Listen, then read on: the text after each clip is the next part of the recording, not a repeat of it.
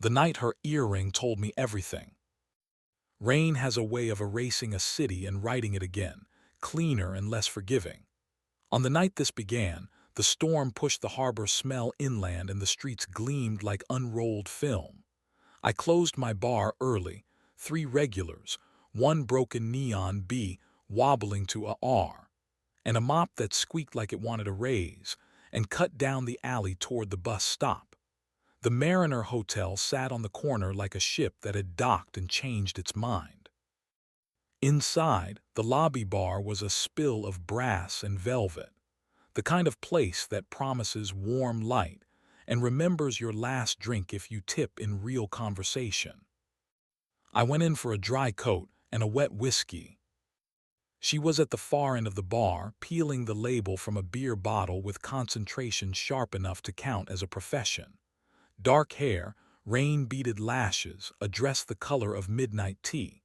If someone had asked me then what I noticed first, I would have said the earring.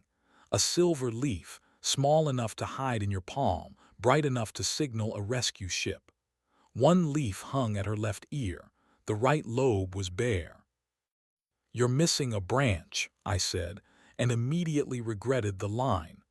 I lifted my glass to dull the blush. She glanced over, not startled, just choosing to include me in her evening. "It's in my purse," she said, "where all the faithful things go to be forgotten." "Strange church," I said. "Strange congregation," she replied, and smiled like a door opening. I didn't ask for names. Nights like that, names are heavy. They drag the conversation to shore. We talked about nothing in the way that lets everything through. She told me she liked the bar for its honest mirrors. No smearing, no vintage filters pretending the past had been kinder. I told her I liked the Mariner because it kept the rain outside and the stories inside, where I could pretend someone had ordered them well. When she laughed, it wasn't loud, but I felt it against the glass in my hand like a chord settling. When she stood to leave, her purse knocked my elbow and her umbrella hooked my chair. We untangled with an inventory of apologies that felt like a rehearsal for something gentler. Out at the revolving door, she paused.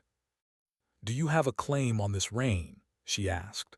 "I'm short an umbrella and I'm allergic to cliches about sharing." "Lucky me," I said and raised mine. Under the umbrella, the city was a small room with our 2 names softly echoing, the names we still hadn't traded. We walked to the corner. She stopped beneath the awning of the florist that sold eucalyptus on credit and roses for cash. "Thank you," she said, "for the square of dry air." She hesitated, fingertips grazing her left ear. "You're sure you didn't find a small leaf?" "No," I said, and then bent. The silver earring winked at me from the wet sidewalk, as if it had been waiting for the cue. I picked it up and laid it in her palm, where it looked like it belonged to someone who learned to keep what she loved. "Lucky you," she said this time. "Lucky both of us," I said, and meant it without knowing why. I watched her walk away, umbrella-less but unconcerned, the rain making a curtain she didn't mind walking through. I went home to the apartment that smelled faintly of lemon oil, and the cologne I pretended not to notice on our couch. Elise was already in bed, the glow of her tablet painting her face a color screens insist on calling human. She worked in events, corporate galas, founders' day things, fundraisers that used art as an excuse to sell nicer wine.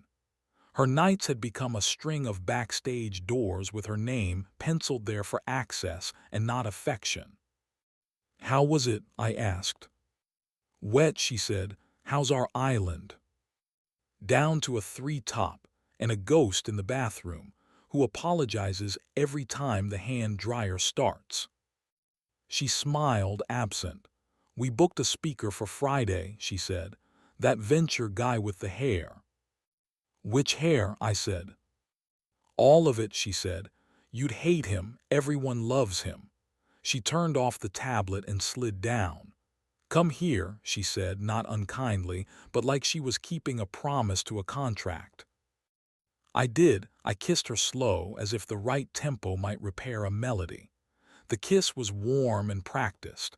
Her hand found my shoulder the way a hand finds a light switch in the dark. I wanted it to be enough. It was. When she fell asleep, her breathing evened out into a rhythm I used to envy.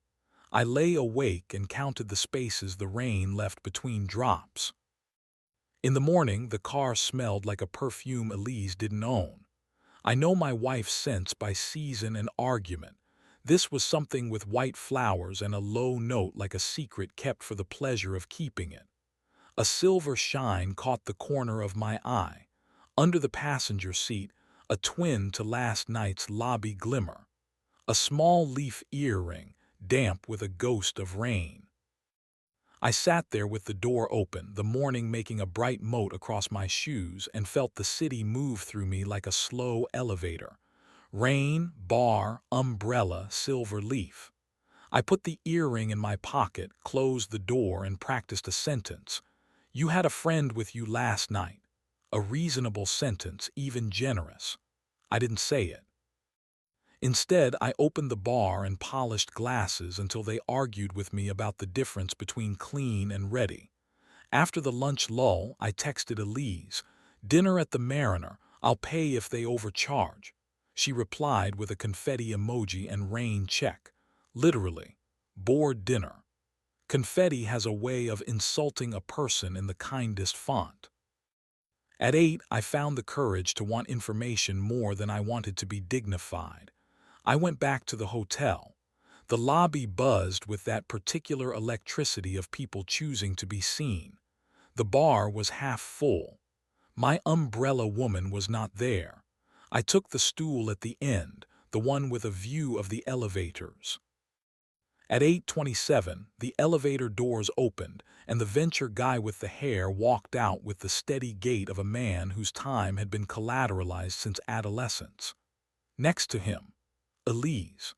She was in a blazer the color of borrowed smoke and an expression I had never seen her wear near me, loose, a little dangerous, like a person protected by an invisible charm. They crossed the lobby with that slow attention that says the room belongs to them even if it doesn't. He put his hand at her back, 2 inches of contact that told me more than his jawline or his smile. I didn't stand. I did not perform. I watched him watch her as if he had discovered a new use for light. They stopped at the desk while Elise said something to the concierge. Her hand went to her ear. Reflex. Habit. She frowned, scanning the marble. She lifted her hair. The left ear was bare. An elevator took them up. I left my drink unfinished and the tab unpaid and walked into the rain with both hands empty. On the corner, under the florist awning, I held up the earring I'd found in our car. It felt obscene to weigh so little. At home, Elise was an apology wrapped around a schedule. She tried for a grin. "Sorry," she said. "It went long." "Did it?" I said, and was proud of the mildness in my voice. "Lose something." "What?" "An earring," I said, and watched her carefully. "A little leaf." She blinked. "I know. Did you find one?" "No," I lied, because I wanted to look at the truth a little longer before inviting it to live with us. When she showered, I stood at the bathroom door and watched the fog climb the mirror. Steam is just a patient thief. It takes the shape off things and returns only outline. Elise sang a song I didn't recognize in a low voice, rich as a secret. I pressed my forehead to the cool wood, earring hot in my palm, and asked myself a child's question. What happens next? The city answered. The city always does. 2 days later, a woman came into my bar at 4, when the light makes the bottles look like stained glass saints with less investment in rule-making. She put a silver leaf on the counter and said, "I think you have its sibling." I lifted my eyes. Rain hair, midnight tea dress traded for a black turtleneck that looked like it had opinions about art. She sat where she had sat in the hotel, only here the mirrors were truer. Up close, I could see that her mouth had learned the trick of distracting from her eyes. "You do," I said, and set its twin beside hers. Two leaves, one small forest. "I wanted to see if luck travels in pairs," she said quietly. "You left one on the sidewalk," I said, "and the other in my car." Her gaze didn't flinch. "Then one of us has a story," she said, "or we both do." "Both," I said. She nodded.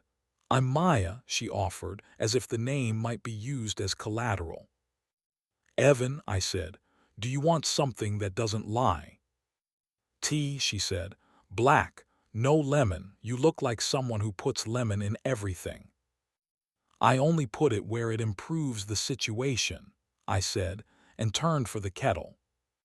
We talked like people who'd already overheard the big plot and wanted to see how well the characters handled their lines.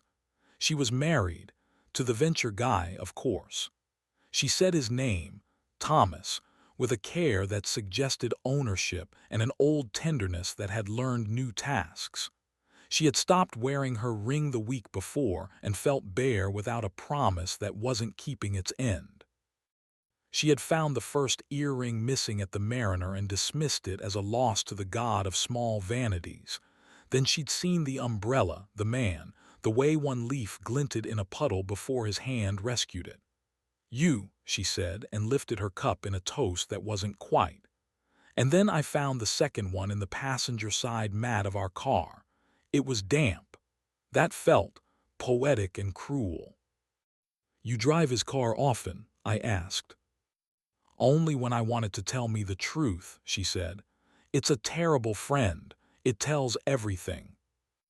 We let that sit. The kettle burbled like someone trying to speak through a cough. The bar breathed its late afternoon allergy to drama.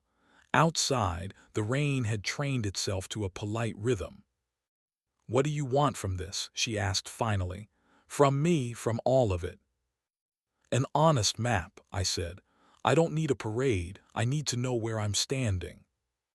Maya nodded. "We could do the classic thing," she said. "You and I could conspire, collect evidence, perform a finale." "I don't want a show," I said. "I want whatever comes after the end credits."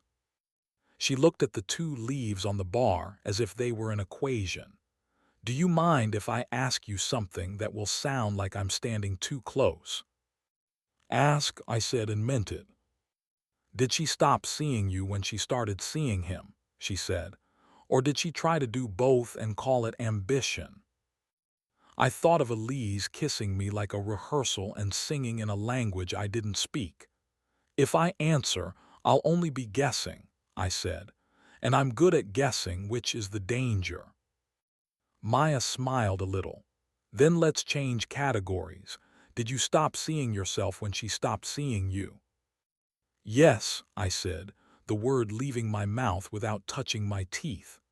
I set myself down somewhere and walked away, telling myself I'd be back by lunch.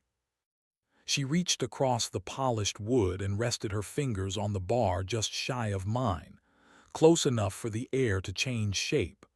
"I haven't touched anyone since I learned how not to cry," she said softly. "Isn't that strange, that those two things arrived together?" I didn't take her hand. Not then. The intimacy in the space between our fingers was enough to move me like weather. Her eyes were unafraid. The rain outside took a breath, as if it knew it was about to be asked to do more work. We didn't set a trap. We set a table, the same way you do when you decide honesty is a meal and not a weapon. The next night, we asked them to meet us at the Mariner, the four of us in a room that believes in reflections. They arrived a minute apart and performed surprise badly, which is to say believably. Elise wore that smoke blazer and an expression she'd used on donors who wanted to be flattered in specific words. Thomas stood like a man accustomed to winning and confused by the geography of not winning. Maya did the introductions with a grace that made me want to be examined by her for everything I'd ever failed to notice. "Thank you for coming," she said to them both. "We thought you might like the lobby where you started leaving each other." "Elaborate," Thomas said, and smiled because he couldn't imagine a world in which he didn't own the right to smile. Maya set the 2 silver leaves on the table and didn't touch them again. Elise stared, and in that stare I saw not guilt first, but grief. I wanted to place a hand on her knee and then didn't, because the map had changed and my touch would lie. We talked like adults who didn't want to, which is the only way that works. There were no plates thrown, only facts set down in the quiet between them. Thomas attempted charm, Maya didn't indulge it. Elise tried honesty and tripped, then stood and tried again. I found myself gentler than I'd expected. Love had been here. It had just forgotten to check the windows. In the end, there wasn't an end. There was an agreement. Elise would stay with her sister and figure out which touch she wanted to belong to. Thomas would book a room at a hotel that wasn't the Mariner. The 4 of us would live in the reality we'd purchased with our omissions. When we stood to leave, Maya slipped one of the earrings back into her purse and pressed the other into my palm. "Keep this," she said, "not as a threat, as a compass." "How do I read it?" I asked. "If it's warm, you're lying to yourself," she said gently. "If it's cool, you're safe." It stayed cool that night when she came to my bar after closing, and we sat on the floor in the dark with the ice machine ticking like a second heart. We didn't fall into each other out of spite. We moved toward each other with the caution you use around breakable things you still believe might be worth the risk. Her shoulder brushed mine and the contact lit a small house inside my chest. When I kissed her, it was patient and unafraid, a long vowel of relief. Her hands rested at the back of my neck, light and certain, as if to prove I wasn't a wish. We stopped before we needed to narrate anything to the gods of consequence. She pressed her forehead to mine and laughed once, the smallest bell. "I like how you kiss," she said. "It's very North Star." "I like how you breathe," I said. "It's not a performance." We gave ourselves a week. In that week, Elise and I dismantled our home with care. She cried twice, and both times she apologized. I told her to stop paying tax on her own feelings. We did the math and not the theater. Thomas sent Maya a bouquet I hope bruised his wallet more than it softened her. She left the flowers at the florist's door with a note that said, "Try again with yourself." On the 7th night, the rain came back like a joke that still worked. I closed the bar early and walked to the Mariner, not for a drink, but because I wanted to repay the lobby with the sight of 2 people making a promise in a place famous for other things. Maya waited under the awning where we had shared that square of dry air. She wore a wool coat and uncomplicated hope. "Temperature?" she asked, a smile in the corner of her mouth. I put the earring in her palm. "Cool," I said. "I think we're all right." "Hold on to it a little longer," she said, closing my fingers over the leaf. "I still like how you hold something you plan to keep." We didn't move fast. We moved like people who have read the instructions and understand that the best parts aren't printed there. We kissed with the sort of care that invites heat without needing to summon it like weather. The storm applauded politely. Upstairs, a piano played a lazy waltz as if the hotel were trying to pamper the night. Later at my place, we let the room stay lit. Shadows are brave when named. She stood by the window and slipped out of her coat, out of her shoes, not hiding herself from herself. I went to her and paused, my hands hovering at her waist until she made the yes clear with a breath that matched mine. We touched like cartographers, mapping what had always existed and calling it new because we were finally allowed to see it. Skin warmed under sweaters. Fingers learned to stop when learning was the point. We wrote the kind of script YouTube would allow, and somehow, the only kind my heart could, too. Suggestion instead of spectacle, closeness instead of display. At some point, she laughed into my throat and I felt the shape of our future there. Not a trumpet, not a drum line. Just a steady note, held well, true and unashamed. People ask me how I knew Elise and I were finished. I say, the night I caught her searching the floor for an earring, she was also searching for a version of herself that didn't need to love me anymore. It's a respectable search. I didn't want to make it a crusade. They ask me how I knew Maya and I weren't a detour.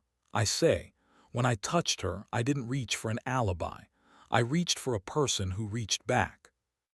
The silver leaf lives in my drawer beside a bar key and a postcard from a city I haven't yet visited. Some mornings I take it out and let it cool my thumb. The rain, when it comes, doesn't threaten. It remembers. The mariner still stands with its velvet and brass and earnest piano. Sometimes we stop in for a tea that doesn't lie, a laugh that doesn't either. We sit beneath a mirror that reflects what we brought there. Two people, an umbrella, and the decision to stop sharing the kind of weather that makes the city look like a mistake. Last week at closing, Maya asked me if I missed the old version of myself. I said I'd missed him for a long time even while I was playing him. That's the trick with roles. They can fit and still be wrong. She took my hand and placed it over her heart, a warm, anchored beat counting a future instead of an alibi. Keep, she whispered. It sounded like a word meant for more than objects. I keep the bar open a little later now on storm nights. People come in with rain writing new stories on their jackets, and I pour something honest and listen for the part where they decide not to lie to themselves anymore. I wipe the counter. I take a breath. I let the city rewrite me as many times as it needs to until I match the person who, under one old umbrella, learned to tell the difference between a shelter and a secret. When we lock up and step into the wet street, the night tastes clean. The silver leaf in my pocket is cool. Beside me, Maya threads her arm through mine like a promise she doesn't need to say twice. We pass the florist, the eucalyptus sleeping in their buckets, the roses standing like small, arrogant sunsets, and I think of that first square of dry air we shared and the lie we left in the rain. We walk home without hurrying. I don't check the mirrors. I don't check the weather. I know where I'm standing. I know who's there with me.